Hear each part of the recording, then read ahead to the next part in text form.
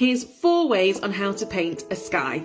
To do this, you're going to need a round brush. This one is the Major Brushes number 10. I'm going to use my Winsor & Newton watercolours. You can use whichever watercolours you've got.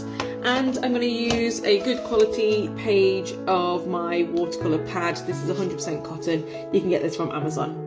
First, I'm going to do a simple blue sky. To do this, I've made a puddle of blue and I'm going to layer it onto the page. I put the darker pigment at the top and then use some clean fresh water to drag it down the page.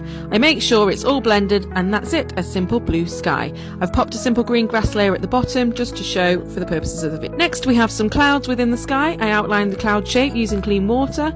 Then I did a wet on wet wash of blue around the clouds.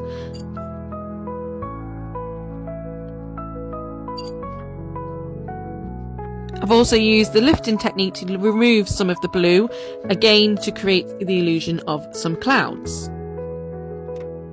I've then added some Payne's grey around the cloud, just dotted it anywhere, just to give those clouds some dimension.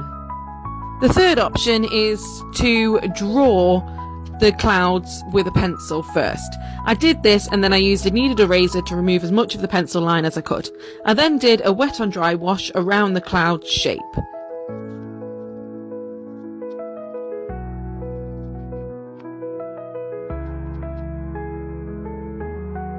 I then added some Payne's grey around the clouds, trying to keep it more at the bottom, again just to give it some illusion and blend that in.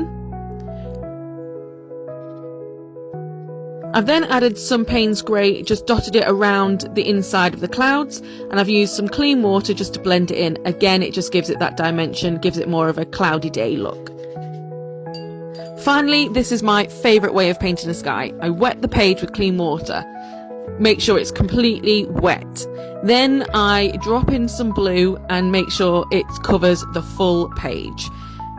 Blend it all in, just add as much of that blue as you can, like I'm doing here. Now you're going to get a paper towel. Just rip that paper towel.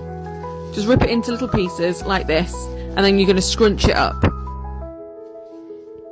Once you've scrunched it, you're then going to dab it onto your page, and that's going to lift up some of the colour off of your page and leave these absolutely gorgeous fluffy clouds. Look at that.